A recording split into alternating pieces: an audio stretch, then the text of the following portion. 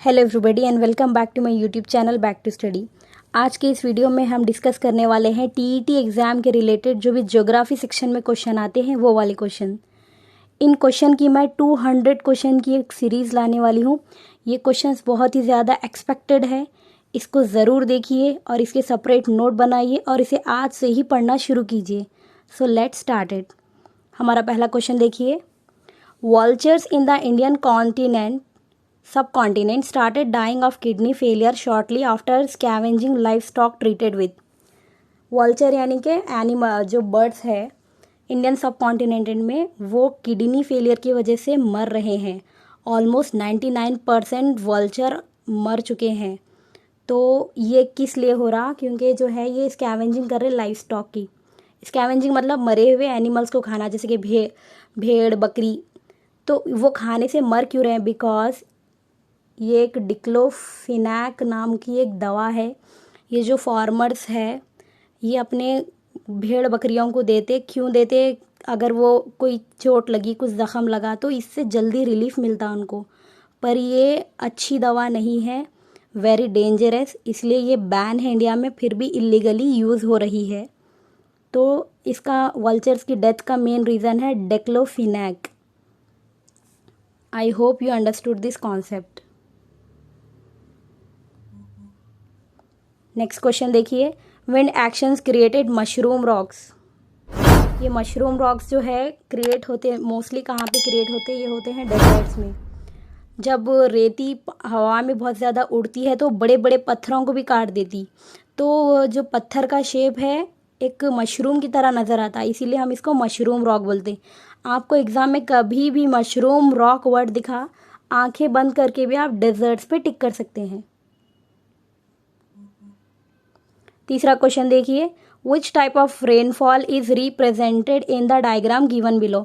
इस डायग्राम में कौन सी टाइप का रेनफॉल है? रेनफॉल बहुत सारे टाइप के होते हैं, जैसे ये conventional, frontal, cyclonic and orographic. तो ये कौन सा वाला है? देखिए यहाँ पर बहुत सारे पहाड़ बने हुए हैं। पहाड़ के ऊपर कौन सी एयर है? Moist air. ये कीवर्ड है आपके लिए। जहाँ भी आपको मॉइस्ट एयर नज़र आया आप आंसर में टिक करना है ओरोग्राफिक, क्योंकि जब मॉइस्ट एयर इवापोरेट होके ऊपर जाती और जब वो कंडेंस्ड होती, कूल होती, तो वो क्या बनाती? ओरोग्राफिक क्लाउड्स बनाती, और उन ओरोग्राफिक क्लाउड से क्या बनता? ओरोग्राफिक रेन होती। तो अगर मॉइस्ट एयर आपको नज़र आ रहा और आपको माउंटेन नज़र आ रहे तो आप समझ लेना कि इसका आंसर होगा ओरोग्राफिक रेनफॉल। ये क्वेश्चन आने के बहुत चांसेस है, इसको अच्छे से देख के जाइए। Next question, in nuclear power plant electricity is generated through the process of. Nuclear power plant में इलेक्ट्रिसिटी जो जनरेट होती है इसका प्रोसेस को हम बोलते हैं nuclear fission. I repeat, nuclear fission. Next question देखिए, which of the following combination of planets is known as gaseous planet. हमारे सोलार सिस्टम में टोटल 8 प्लैनेट है। 4 प्लैनेट्स रॉकी प्लैनेट्स है और रिमेनिंग 4 प्लैनेट्स जो है गैसियस प्लैनेट है। तो Jupiter, Saturn, Uranus and Neptune जो है गैसियस प्लैनेट है। तो बचे हुए कौन से प्लैनेट रह गए? मर्क्यूरी, वीनस, अर्थ, मार्स, ये जो है रॉकी प्लैनेट्स है। और गैसियस प्लैनेट को आपको एग्जाम में क्वेश्चन स्टेटमेंट के फॉर्म में भी आ सकता। तो गैसियस प्लैनेट के क्या कैरेक्टरिस्टिक्स हैं ये भी आपको पता होनी चाहिए। तो जो गैसियस प्लैनेट होते हैं वो बहुत ज़्यादा दूर हैं सन से। they have so many moons, they are much bigger comparing to the rocky planets। और गैसेस प्लैनेट में ये क्वेश्चन भी बनता है कि कौन सी गैस पाई जाती है, तो इसमें पाई जाती है helium and hydrogen gas. Let's see the next question, the movement of the earth around the sun is known as. हमारी अर्थ जब सूरज के अतराफ चक्कर लगाती है तो उस प्रोसेस को हम क्या बोलते हैं? इसको हम बोलते हैं रेवोल्यूशन। और अगर अर्थ अपने ही ओन एक्सेस पर टिल्टेडली रोटेट होते रहती है तो हम उसको बोलते हैं रोटेशन। नेक्स्ट क्वेश्चन देखिए, the place, people, thing and nature that surround any living organism is called environment. क्योंकि हमारे माहौल में ही लोग भी रहते, पीपल भी रहते, झाड़ भी है और लिविंग ऑर्गेनिजम्स भी रहते, तो आंसर इज एनवायरनमेंट। दूसरा question, bodies that do not have their own heat and light but are lit by the light of the stars is known as. वो प्लैनेट्स, इसको हम प्लैनेट बोलते हैं। जैसे कि प्लैनेट अर्थ एग्जाम्पल ले लो, हमारी अर्थ की खुद की लाइट नहीं है, हीट नहीं है, पर ये डिपेंड है किस पर, सन पर। और सन क्या है, ये भी एक बड़ा सा स्टार है। और आपको जानकर हैरानगी होगी कि सन से भी बहुत बड़े बड़े स्टार्स मौजूद है।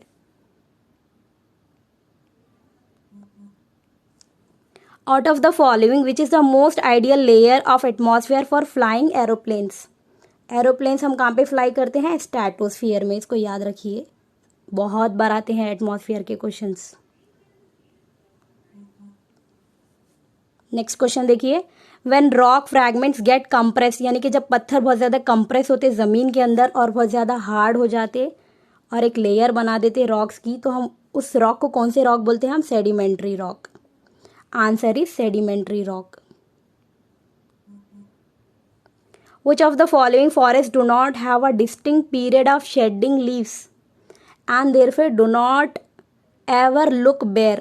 वो कौन से टाइप के फॉरेस्ट है जो हमेशा सदाबहार ग्रीन रहते? तो इसका आंसर है ट्रॉपिकल एवरग्रीन फॉरेस्ट। ये ऐसे फॉरेस्ट है जहाँ पर कभी भी पानी की कमी नहीं रहती, इसलिए इस पे लीव्स झड़ने का कोई एक पर्टिकुलर सीज़न नहीं है। तो ट्रॉपिकल एवरग्रीन के बारे में थोड़ा बहुत आपको नॉलेज होना चाहिए। इसका टेम्परेचर देखिए 15 डिग्री से 30 डिग्री रहता, और ये 7% हमारी अर्थ की लैंड ऑक्युपाई किए हुए हैं। और जो हमारे वर्ल्ड के जितने भी प्लैनेट्स एनिमल है 50% इन्हीं फॉरेस्ट में पाए जाते। And these forest are mostly found near the equator. और इन फॉरेस्ट में जो प्लांट्स है उसके लीव्स जो है बहुत ही ज़्यादा ब्राउन होते हैं और इसमें बहुत ही ज़्यादा एक्सेस वाटर होता है, इसीलिए ये हमेशा एवरग्रीन रहते हैं। Let's see our next question, resources which are found in a region but not have been utilized. ऐसे रिसोर्स जो यूटिलाइज नहीं हुए, ज़्यादा यूज़ नहीं हुए, उसको हम क्या बोलते हैं, potential resource. Very important. The standard meridian of India is, India का स्टैंडर्ड मेरिडियन कितना है, 82 डिग्री 30 मिनट्स ईस्ट लॉन्गिट्यूड। इसको रट लो, आप कुछ नहीं कर सकते, इसको बस याद कर लो, ये बहुत ही इंपॉर्टेंट है। विच of the following is a conventional source of energy. इसका आंसर है फॉसिल फ्यूल। देखिए कन्वेंशनल एनर्जी का एक और नेम है नॉन रिन्यूएबल, जो कि एक बार अगर यूज़ हो गई तो फिर वापस नहीं आती। और एक होती है नॉन कन्वेंशनल एनर्जी जिसको हम बोलते हैं रिन्यूएबल, जैसे कि है solar energy, tidal energy, wind energy. Solar energy हमें सन से मिलती है जो कभी ख़त्म नहीं होती। टाइडल एनर्जी हमको पानी की जो लहरें आती उससे जो टाइड्स बनते हैं वहाँ से मिलती, वो भी हमेशा यूज़ में आती है। और विंड एनर्जी भी जो है रिन्यू होती रहती है। तो अगर क्वेश्चन आया कन्वेंशनल मतलब ख़त्म होने वाली, आप कॉमन सेंस भी देखिए, सोलार, टाइडल, विंड ये ख़त्म नहीं होती, तो क्या रह गया, फॉसिल फ्यूल। इससे भी आप अंदाज़ा लगा सकते हैं। अच्छा, ये फॉसिल्स क्या है, फॉसिल्स मतलब जो भी डेड एनिमल्स है, जो भी प्लांट्स है, सड़े गले हुए प्लांट्स है जो मिट्टी के साथ मिक्स हो जाते, उससे जो खाद बनती है उसको हम फॉसिल्स बोलते हैं, जैसे कि LPG gas for example. Let's see our next question, east coast of North America. North America जो ईस्टर्न कोस्टल प्लेन है वहाँ पर और जापान में जो है फिशिंग ग्राउंड्स बहुत ज़्यादा है, यानी कि बहुत ज़्यादा मछली मिलती है आपको वहाँ पर, फिशिंग बहुत होती। उसका क्या है main reason, main reason is meeting of the warm and cold currents. जब पानी के वार्म लहरें, ठंडी लहरें गर्म लहरों से मिलती है तो वहाँ पर फिशिंग बहुत ही ज़्यादा होती है। बस याद रख लो, warm and cold currents is the correct answer. Next question, which of the following is an erosional land feature. Land का यानी कि मिट्टी जब इरोज होती है, इरोजन होता है, तो इससे हमारे बनते हैं mushroom rocks. Let's see the next question, more than 80% population of the world lives in. 80 से ज़्यादा प्रतिशत पॉपुलेशन कहाँ पे रहती है, तो वो रहती है एशिया एंड अफ्रीका कॉन्टिनेंट में। अच्छा फ्रेंड्स, हमारे टोटल कितने कॉन्टिनेंट है, 7 कॉन्टिनेंट्स। कौन से हैं, Asia, Africa, Europe, south America, North America, Australia and Antarctica. So Australia सबसे छोटा कॉन्टिनेंट है, एशिया सबसे बड़ा कॉन्टिनेंट है, और 80% पॉपुलेशन कहाँ पे रहती, Asia and Africa. Most suitable statement about biosphere, biosphere के बारे में सूटेबल स्टेटमेंट क्या है? ये बायोस्फीयर में क्या पाया जाता है? Various domain of environment, man's immediate surrounding, plant and animal, no. Land, water, air and plants and animal, यानी कि बायोस्फीयर में हर चीज़ मौजूद है, लैंड भी है, वाटर भी है, एयर भी है, प्लैनेट्स भी है और एनिमल्स भी। Let's see the next question.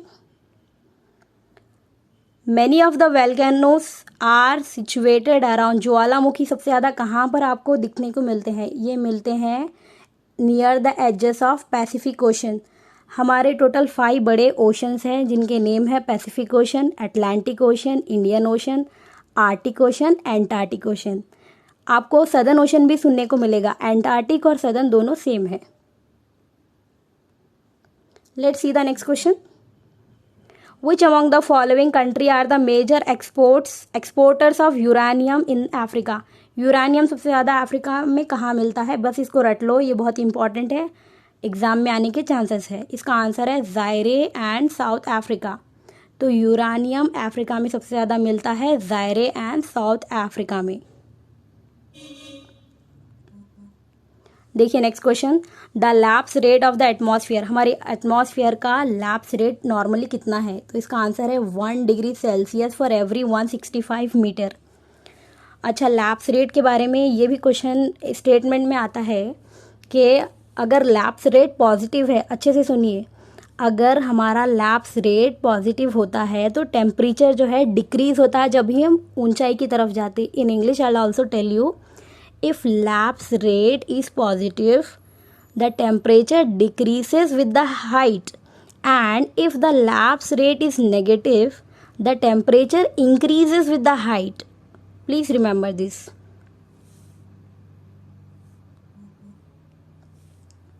The age of the earth is, मतलब हमारी धरती, हमारी अर्थ जो है कितनी पुरानी है? इसका आंसर है 4.6 billion years. The pass connecting the rest of India with Kashmir, मतलब अगर हम कश्मीर को जाना चाहते हैं तो हमें किस पास से होते हुए जाना होगा? तो इसका आंसर है बेनिहल पास। इसका आंसर है बेनिहल पास। अच्छा, ये जो बेनिहल पास है ये कहाँ पर आता, कौन सी रेंज में आता? तो ये आता है पीर पंजाल रेंज में, और ये कौन से डिस्ट्रिक्ट में आता है? डोडा डिस्ट्रिक्ट में। Please remember this. Let's see the next question. The corals are generally found in the tropical sea between, ये कोरल क्या है? ये फोटो देखिए, जो पानी के अंदर जो आपको इस तरह का नजर आ रहा है, इसको हम कोरल रीफ बोलते हैं। तो कोरल रीफ जो है हमारे इक्वेटर में कौन सी डायरेक्शन में पाया जाता है? तो इसका आंसर है 30 degree north and 30 degree south of the equator. इसको बस रट लो, अगर कोरल कहाँ पर पाया जाता है ये क्वेश्चन आया तो याद रखो 30 degree north and 30 degree south. This is also very important. Let's see the next question. Loxodrome is related to, अब ये लेक्सोड्रम क्या है? ये जो आपको लाइंस नजर आ रहे हैं यहाँ पे, कर्व लाइंस है, ये कर्व लाइंस को हम बोलते हैं लेक्सोड्रम। तो ये किसके रिलेटेड होता है? ये रिलेटेड होता है मर्क्यूरेटर प्रोजेक्शन के। अब ये मर्क्यूरेटर प्रोजेक्शन क्या है आपको ये भी मालूम होना चाहिए। तो Mercator projection is a projection of a map of the world on a cylindrical form in a such a way that all parallel of the latitude have the same length as of the equator। अगर आपको globe बनाने के लिए कहो तो आप कैसा globe बनाएंगे? हमारी अर्थ तो जो है जियोड में है, मतलब स्पेरिकल शेप में है, तो स्ट्रेट लाइन बनाना है आपको एग्जैक्ट। तो इसके लिए हम जो यूज़ करते हैं मॉडल, हम इसको बोलते हैं मर्क्यूरेटर प्रोजेक्टर। ये रिलेटेड टू ग्लोब है।